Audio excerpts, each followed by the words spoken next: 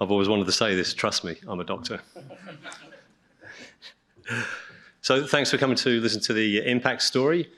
We are very much focused in Western Australia following an 18-month, 20-month process of divesting ourselves of our projects in the eastern states and doing a significant joint venture at Broken Hill. So, is this going to come on? Yeah, here we go.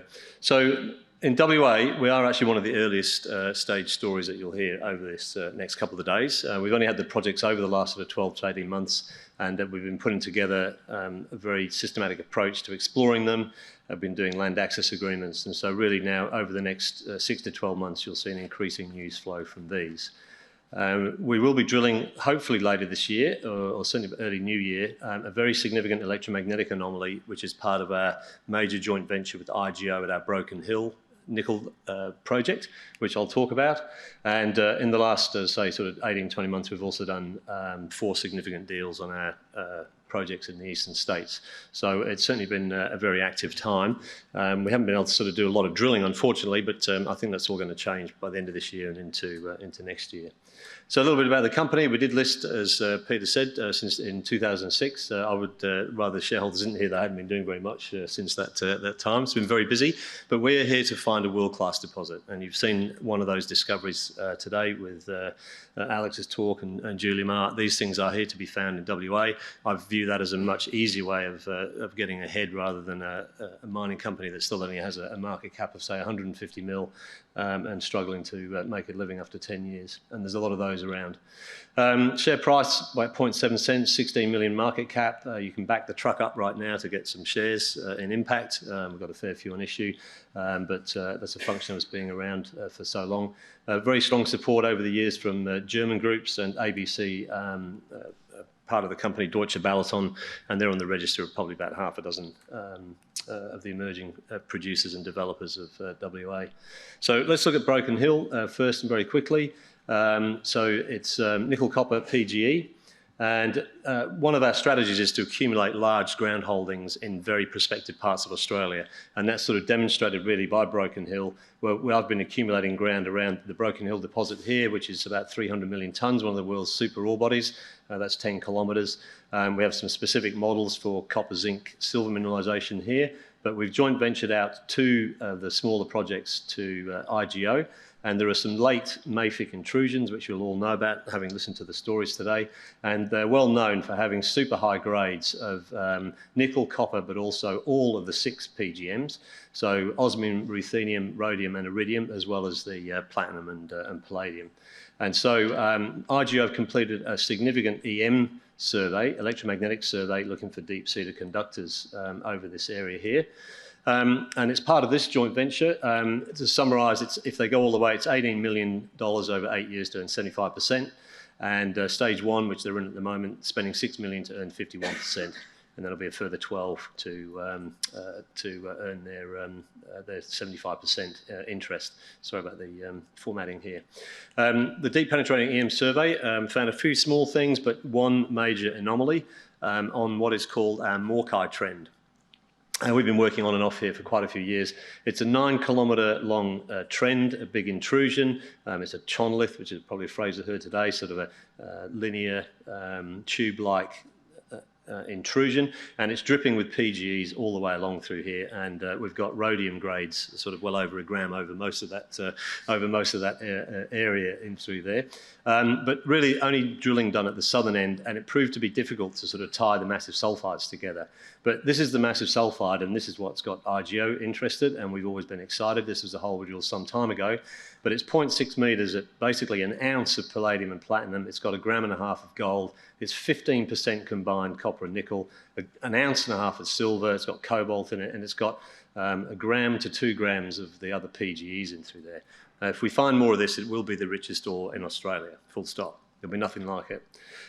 So we did a lot of work here, found sort of narrow channels and little drops, little potholes as they're called, in through here. But IGO did a big survey and found quite a significant EM plate at the southern end of this intrusion here in this shear zone that we've marked on this map. And if we look at that, this is on the magnetic data, and we can see the shear zone. It's a magnetic low zone in through here. Here's the EM plate.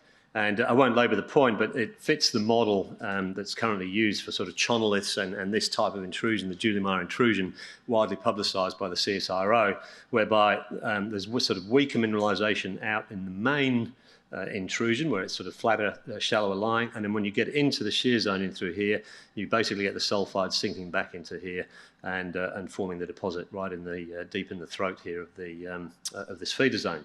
And here we go. This is sort of fits the model perfectly. So what more could you possibly want?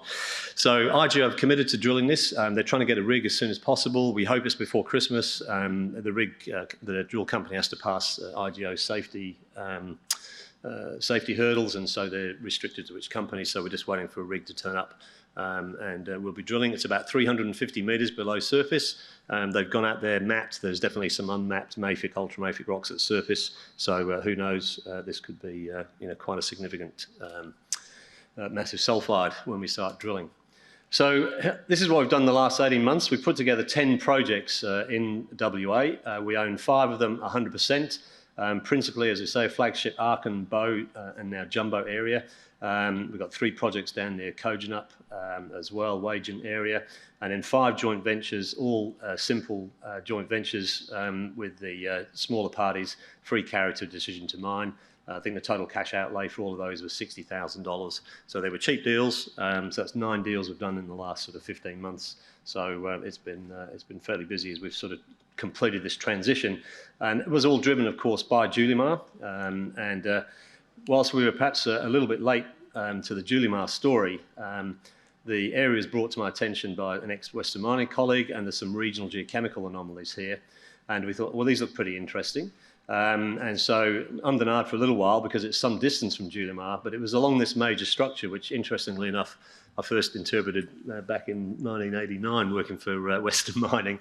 And just to make everyone feel bad, if any of you have done orienteering, we used to do orienteering in the Juliumar State Forest, so I probably stubbed my toe on the Juliumar deposit. So to make sure I'm not going to make the same mistake down in Arkin. We announced this to the market on a Friday morning at 9 o'clock, 1 o'clock in the afternoon. Anglo-Americans staked 10,000 square kilometres all around us. So they'd obviously been thinking of acting. And it's because of this structure. And there are people in this room that know that this structure is probably it's a very fundamental, deep-seated structure. It's all in the right, it's got all the right deeper-seated characteristics. And I won't dwell on the point, but it turns out Juliumar is a lot older than people probably thought, and so this really improves the prospectivity of this area.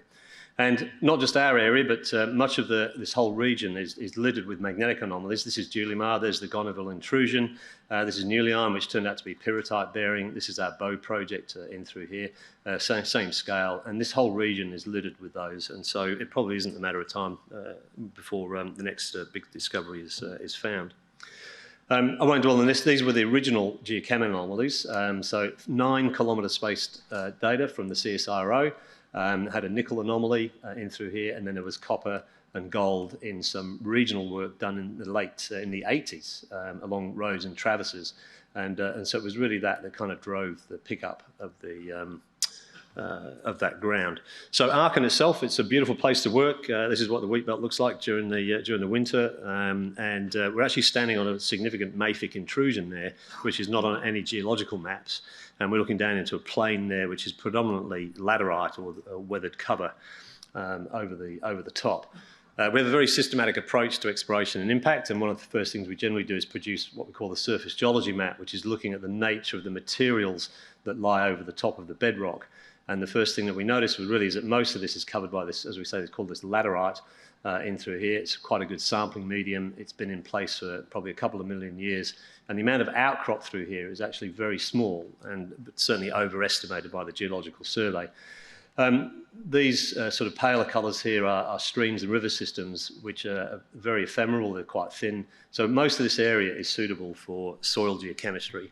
And so we set off, we had initial 17 targets, geophysical targets, went out and just did sampling along the roads and traverses, and lo and behold, a bit like the regional 9 kilometre data in the government databases, we ended up generating 6 priority nickel copper PGE, we include gold in there, anomalies in the northern part of the tenement. And these are quite significant. So N1 over here, These samples are at 100-metre intervals, and it's so it's about 500 or 600 metres long. It's a couple of 100 metres wide, it's open, and it's sitting, in this case, on a gravity anomaly, which is the signature you might get in a mafic intrusion. And most of these are the same through here. So they're quite significant in size. This is in the central area, not as strong, but certainly very extensive nickel anomalies, again centred around these gravity anomalies, indicating that there's probably mafic rocks in that area. We did get a bonus, and that's we generated a significant number of lithium anomalies, in particular in the central and southern parts of the tenement. This is lithium, cesium, and tantalum anomalies, basically just added together. And the same story. This is over the magnetics now. These samples are 100 metres apart, and we've got these sort of peak anomalies that are hundreds of metres wide, if not a kilometre, and never been drilled, never been followed up. And so this is really virgin territory. So there's no drill holes at all in this entire project area. And it is amazing how poorly explored the Wheatbelt is. As part of that, we did a joint venture on adjoining ground, had the same approach, systematic approach, did some samples along the roads and traverses, came up with a couple of good nickel-copper anomalies, lithium, cesium, but also generated some rare earths. And I won't dwell on that, but there are some rare earth anomalies in this area. And just to round it off, there's a very significant rubidium anomaly here. So people do say we seem to have got a bit of everything, but it's like pegging a piece of the Pilbara or the Mount Ida block in Kalgoorlie. Famous for gold originally, then there's some nickel, and then there's lithium. So it's just a function of the fact we've got a large strategic ground holding in a prospective part of Australia, which was part of our philosophy. So at Aachen, we've done a lot of work. We've done bedrock maps, taken 170 samples, 950 soil samples. Those will be coming out shortly. We're just waiting for one more batch. Done an airborne EM survey. And the big thing that we've done is land access agreements. So one of the things perhaps you don't hear about in the Wheatbelt is how much time it does take to do the land access agreements. In the southwest of WA, most of the farmers have got the complete right of veto to stop you going on their ground. It is a significant risk that you probably won't hear many people talk about, so you have to knock on the doors and have cups of tea and do all those sort of things. So we've got about an 80-20 hit rate at the moment. There's a couple of sort of on strategic areas that we need to go back to and see if we can get back on the ground, but we're kind of ready to roll. And one of the first places where we've been able to actually roll, I just pointed out, as part of that work, we sort of discovered that there are significant numbers of these layered mafic intrusions that are not marked on any sort of geological maps. A couple of examples in through here. And so, and some of these areas in red, which are generated by my very capable team of two of which are in the audience, George and Martin, and the two good-looking guys down at the front in through here. And so we've got the right host rocks in areas that have never been done. So here's our rock chips. We're still working through this, but again, they're supporting the soils. We're getting hits in the nickel, copper, PGEs, rare earths, rubidium, lithium, cesium, tantalum. And as we've got into more detail, we're actually finding indications of gold, and then there's some sort of intrusion related. There's moly, tin, tungsten associated with the gold. So there's other systems in there that are starting to come through. And again, it's really a function of how little exploration has been done in the southwest. We have one of the largest ground holdings of a junior in that region, and as a result, we've had quite a few people been knocking on our door recently. And so I'll leave you really with Bo, which is hopefully the project we're going to drill before Christmas. The farmers here are great. They're all very excited to have us on the ground. It's a little project, little two subblocks. This is about, what's that? It's probably about 5 kilometres by 2.5. Funny little intrusion or some sort in the magnetic anomaly around the edge. We were hoping that was going to be a mafic unit. Turns out it's probably a banded iron formation, little remnant in through there. So we've taken some rock chip samples and we've done soils over the top of this. And amazingly enough, we actually ended up with a significant nickel-copper PGE. So that's gold, palladium, platinum, and also silver-cobalt anomaly in the northern part of this area here. Straddling, there's a bit of a river that comes through here, so we think the response is reduced in through here. Those are those metals I just mentioned in through here. Significant anomalies here and here. And at the northern end, we've got some beautiful layered gabbros, again, upper portions of the right host rocks. And so we hope to be drilling in there within at the end of the year once the harvest is done. That's the other thing about the Wheatbelt. They don't like you on there when they're cropping, so we've got to wait till the end of the harvest. So end of the year and into quarter one next year will be the key time for us. And we've got a gold anomaly right in the centre in through here. Again, the scale, that's sort of almost a kilometre in diameter. And interestingly, that's a gold anomaly associated with magnesium and palladium, but it's actually surrounded by a lithium cesium tantalum anomaly, and then the second one to the north. So we're going to put 3 or 4 air core lines and RC lines across these 3 significant targets sometime, hopefully before the end of the year, or certainly in the first quarter. And so next year should see us with a significant news flow. So that's it. Thanks for listening to the story, and we'll be here for question times at the end.